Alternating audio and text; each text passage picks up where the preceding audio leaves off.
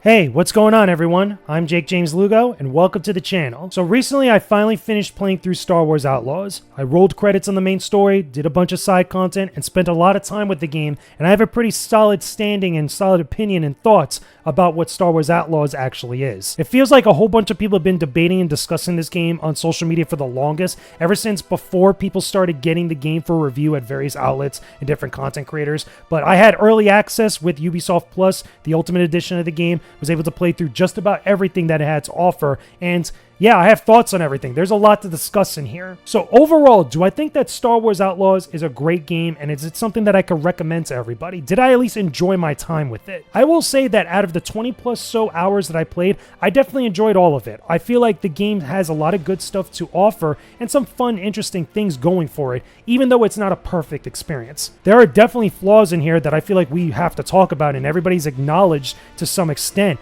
but there are definitely things in here that I feel like stand out enough that keep this game from being truly as great as it possibly could be. So what are some of the better aspects of Star Wars Outlaws that I feel like are actually really good and stuff that people are ignoring? Well, number one, the exploration. This was something I was looking forward to the most because I feel the exploration in Star Wars Outlaws was really key to making this game work, and what we got in here I thought was really well done. I love going through the different planets. You have about 4 planets to go through, and every single one of them are really big. You need your speeder and you need patience to go from place to place before you start unlocking all these fast travel points. And I love seeing just the sense of scale when you're on these planets. I love all the details between all the different races of aliens and the people that you run into, all the different activities you have to do between the side missions, the quests, the treasure hunts, and all the little moments and places you could go to and really discover something unique and interesting there. I feel like this was awesome. This was probably the best part of Star Wars Outlaws as a total package. The other thing too that I really liked about this game is that it really fits in nicely between The Empire Strikes Back and Return of the Jedi. Everything about it, that all the different types of things you're going to see, all the different types of people, and the events that take place do feel like they could have fit really nicely within the original trilogy, because even though there are new elements in here, it doesn't feel like you're seeing anything too crazy or outlandish that doesn't feel like it could have fit within the time frame of where this game takes place. You get this new clan called the Ashiga clan, or a new syndicate called the Ashiga clan, that they're right alongside all the other different syndicates you could work for, and they're very inspired by Japanese mythology, or at least feudal Japan and samurai, and even though they look very ornate and very over the top and exaggerated, they still feel gritty enough to be alongside the Hutts or the Pikes or the Crimson Dawn, and it just is cool to see something like that where it's brand new but it still feels authentically like classic Star Wars. On top of that, I actually like Kay Vess and Nix as characters. I know a lot of people haven't really taken a liking to them and her personality in general, but it's a slow burn with this game, I feel like, with the story, where you start to really see different elements of Kay's backstory and her personality,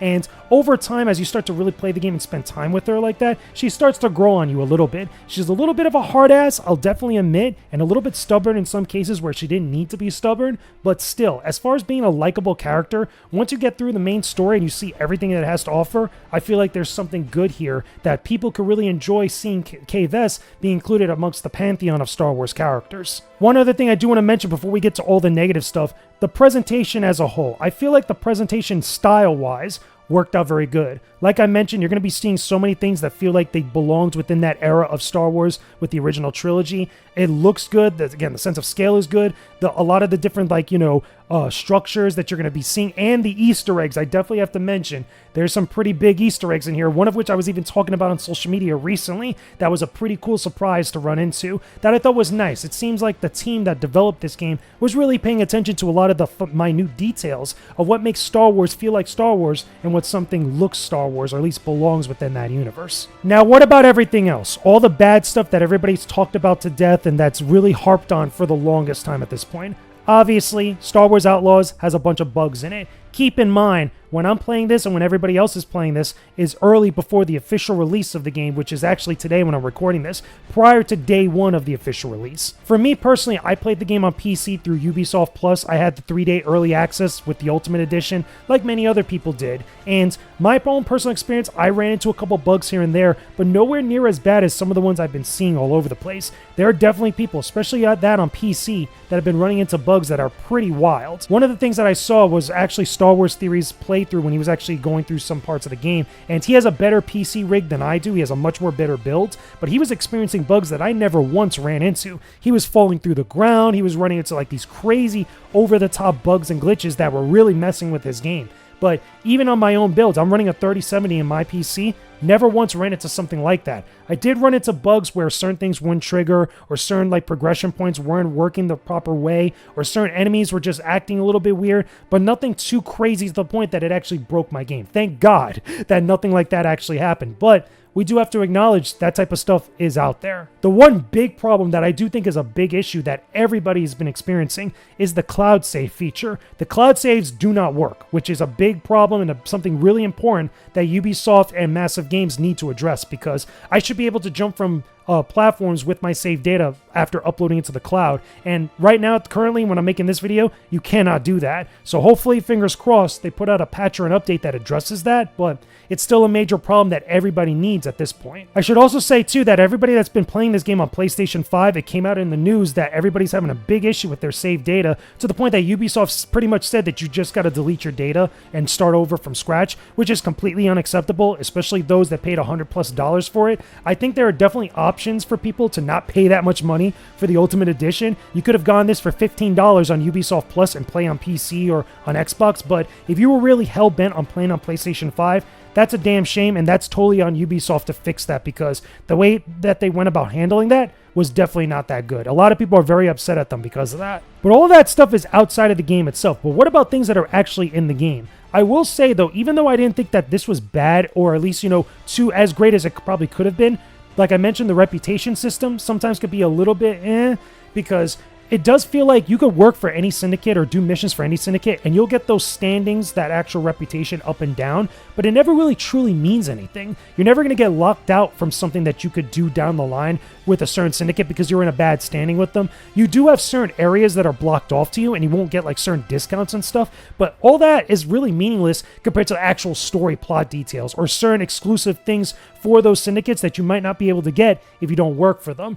That stuff I feel like could have been taken even further, but for what it is right here, it's not bad, but could have definitely been a whole lot better. I could also say the same thing with the space combat and the space exploration, because believe it or not, you're not spending a whole lot of time in space, which is a weird thing to say for a Star Wars game, but when you actually get to control Kay Vess's ship, the Trailblazer, and you go up into space, it is very cool going from ground on the planet to the actual orbit of the planet. That stuff looks awesome. I've been asking for something like that for years, but when you're actually in space and driving around and such, you're not really doing all that much. You're getting into dogfights, you're probably looking for different resources, maybe clearing your actual heat from the Empire, which is a big thing in this game. However, beyond that, you're not going to be spending a lot of time going from planet to planet like that. Once you hit hyperspace, you immediately go into the other orbit of the other planet, and you're immediately going to want to go into the actual landing area for the planet itself. And you're just not doing a whole lot in space, which they could have added other activities, like what something like Lego Star Wars The Skywalker Saga does, where they give you a bunch of different things to do. And they do have a couple things in Outlaws, but nowhere near as much compared to that game, and definitely nowhere near as much as they probably should have. One other thing I do want to mention, and I touched on it a little bit beforehand, the story itself, the plot of Star Wars Outlaws, I feel like is a slow burn. And many people that have been really put off about the story probably haven't been getting all that deep into it, because I feel like after you get into maybe a couple hours into the story from going from different planets and such, things start to really pick up the pace, and especially towards that final third of the story where there's a lot of things that are happening and it starts to really feel fast-paced like a Star Wars story should be. But in the beginning, things are a little bit meandering, and it takes a little bit even before you get the ability to use your speeder, let alone go into space with the Trailblazer. I feel like the pacing issues there probably could have been sped up a little bit just to get people into the mix of things, and then maybe a lot of people out there talking about the game on social media probably wouldn't be as upset as they are right now. At the same time, I do want to touch on lightly about some of the other concerns that people brought up prior to the game's release. Like, some people were making a big deal on how Kay Vess's face looks like, which is totally ridiculous. She looks fine in the game. It's nothing too crazy. At the same time, also, a lot of people were making a big deal that you couldn't make your own character in Star Wars Outlaws, which is also another ridiculous thing I felt like just didn't need to be said, because other Star Wars games like Jedi Fallen Order, like Jedi Survivor, had you play as a character and follow their story, and this game, Star Wars Outlaws, is no different. So it's a pretty weird criticism to make or thing to put onto the game when it's never been designed, or at least was never envisioned, to be a game where you make your own character. This isn't like Star Wars The Old Republic or any other thing like Jedi Academy or anything like that overall. This was about Kay Vess's story and following her story throughout this portion of the Star Wars timeline. And for what this game actually offered and what they actually did on the development team, I think they accomplished that. In addition, there's something I wanted to mention because I totally forgot about it from before.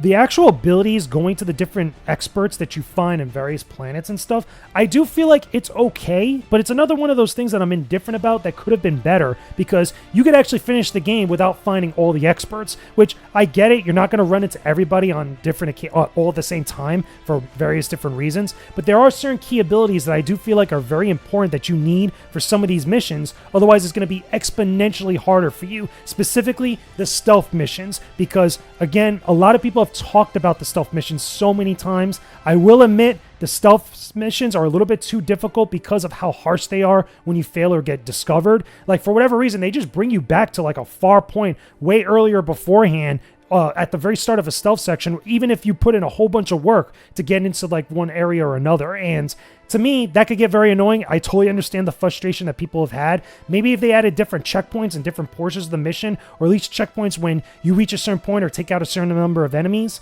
something along those lines to compromise here, because towards the later missions, those stealth sections get even more frustrating if you start to fail after spending time doing what you need to do, because again, they get pretty severely vicious. But my main point in bringing them up is that some of those abilities that you get from the experts are very key. So it would have been nice if things were tweaked a little bit in order to get some of those abilities, or have the opportunity to get those abilities even sooner, or make it much more of a clearer point to go get those things, because you're definitely going to need them. So as I mentioned before, I enjoyed my time playing through Star Wars Outlaws. I still think it's a good game. It has something there to offer. Even though it is flawed, it has some issues that definitely need to be improved upon. But the game is not a garbage game. It's not a perfect game, but it's definitely not garbage. It's definitely not as bad as some people I've been seeing say about it, because I feel, in all honesty, if I'm being real with you, I don't think they played through most of the game. And now, having done so myself, I could definitely say, like, this is not a waste of time. This is not a poorly constructed game. This is not a game that I feel like was haphazard in its development. There's definitely problems here, but nothing like to the extent that I've seen with other games that are far more worse than what we got in this. But either way, those are my thoughts about Star Wars Outlaws, and yeah, I feel like a lot of people are still going to be talking about this game now that it's officially out for everybody out there. No more early access or anything like that. But let me know some of your thoughts about Star Wars Outlaws down below in the comments section. Tell me, are you going to play the game on any platform, PlayStation 5, Xbox consoles, PC, or are you going to wait this one out? And what do you want to see in the next Star Wars game? It doesn't necessarily need to be a sequel to Star Wars Outlaws, but what is the next Star Wars game, or the type of Star Wars game that you want to see get developed? It could be by any studio out there, but tell me the one that you actually want to see down below in the comments section. Hopefully you guys enjoyed this video. Make sure you leave a like on it, put your comments down below in the comments, and subscribe to the channel for more videos like this, as well as all my other gameplay videos and Star Wars related videos that you guys will enjoy. I will talk to all of you again very soon. This channel is sponsored by Flynn's Arcade and More, located in Margate, Florida. Flynn's is one of the premier spots for gaming fans in South Florida. They have a variety of arcade games on cabinet for you to play throughout the week, including all of your beloved classics. You could also play a ton of new and current console games too, on PlayStation, Xbox, and Nintendo consoles. Grab a snack or drink and enjoy the best gaming experience you'll find. Visit during one of their many big events to connect with the gaming community in South Florida. Want to test your skills in competitive fighting games? Join any of the weekly tournaments that happen at Flynn's for a chance for some cool prizes. And if you're into tabletop gaming or model kit building, there's a bunch of events there for you too. Swing by Flynn's Arcade and More, located in Margate Boulevard in Margate, Florida. You won't find a better spot than Flynn's.